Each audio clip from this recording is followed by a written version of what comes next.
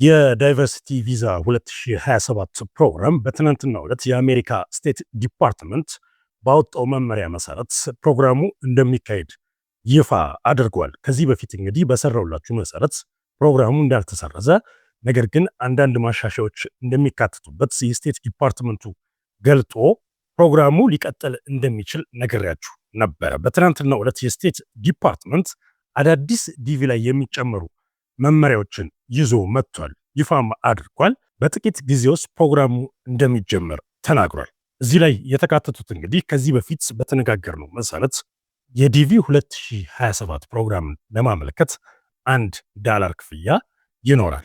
እናንተ የምታውቋቸው በውጭ ሀገር የሚኖሩ ሰዎች ሊከፍሉላችሁ ይችላሉ። ይህን ከዚህ በፊት በትንታኔ አቅርቤላችኋለሁ። ከዛ በተጨማሪ እንግዲህ የስቴት ዲፓርትመንቱ ባወጣው አዲስ መመሪያ መሰረት እያንዳንዱ አመልካች ኤክስፓየርድ ያላደረገ ፓስፖርት ሊኖረው ይገባል ብሏል። እንግዲህ ፓስፖርታችሁ ላይ ያሉትን መረጃዎች ትጠይቃላችሁ ማለት ነው ዲቪ 2027 ፕሮግራም ስትሞሩ። ከዚያ ባሻገር ደግሞ የፓስፖርታችሁ ባዮሜትሪክ ገጽ የሚባለው ይኸውም የእናንተን ፎቶ፣ ሙሉ ስም፣ ፓስፖርቱ የተሰጠበት ቀን እና ደግሞ ፓስፖርቱ ኤክስፓየር ወይም የሚያበቃበትን ቀን የያዘው ከታች ደግሞ ማሽን ሪደብል ኮድ ልክ እንደ ባርኮድ የያዘበትን ገጽ ስካን አድርጋችሁ ሊታይ በሚችል ሁኔታ ፎቶ አንስታችሁ ወይም ስካን አድርጋችሁ ማመልከቻው ላይ እንድትጭኑ እንደምትጠየቁ የስቴት ዲፓርትመንቱ ይህንን አዲስ መመሪያ አሳውቋል።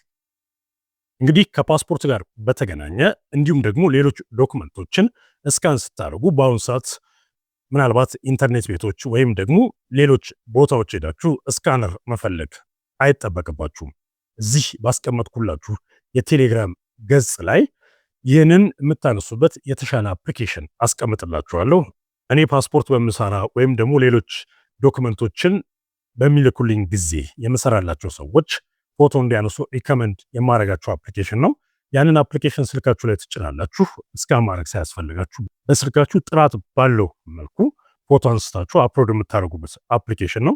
እዚህ የቴሌግራም ገጽ ላይ ታገኙታላችሁ። ከዚሁ ጋር በተገናኘ የዲቪ 2027 ፕሮግራምን አስመልክቶ በጣም ብዙ ሰዎች ፎቶአችሁን ሰርቼላችኋለሁ። እንግዲህ የዲቪ ፕሮግራም ላይ ትልቁን መስፈርት የሚይዘው ፎቶ ነው።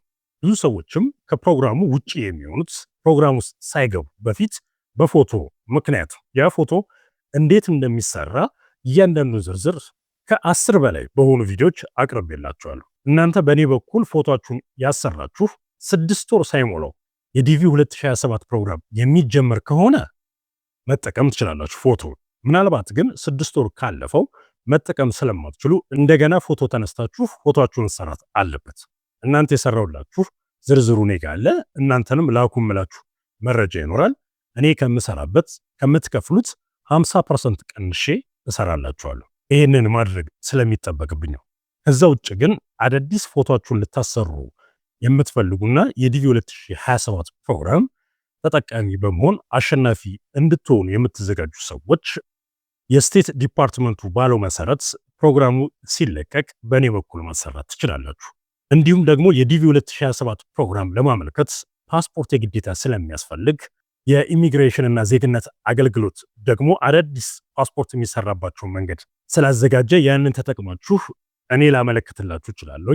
በ2 ቀን የሚደርስላችሁ አሰራር አለ፣ በ5 ቀን የሚደርስላችሁ አሰራር አለ፣ እንዲሁም በ1 ወር የሚደርስላችሁ አሰራር አለ። ከ1 ወር በፊት የዲቪ ፕሮግራሙ የሚጀምር ከሆነ ልትጠቀሙ ግድ የሚላችሁ የ2 ቀኑን ወይም የ5 ቀኑን የፓስፖርት አገልግሎት ነው። ያንን እዚህ በምትመለከቱት የስልክ ቁጥር ቴክስት ብቻ ነው የምቀበሉት። ቴክስት ስታደርጉልኝ ምላሽ ሰጣችኋለሁ፣ ወይም ደግሞ ለዚህ አገልግሎት ብቻ ተብሎ በተዘጋጀው እዚህ በምትመለከቱት ቴሌግራም አካውንት ላይ ልትጽፉልኝ ትችላላችሁ። ከዚህ ጋር በተገናኘ እንግዲህ የአሜሪካ ስቴት ዲፓርትመንት የዲቪ 2027 ፕሮግራም እንዳልተቋረጠ እንደሚቀጥል በትናንትናው ዕለት ይፋ አድርጓል።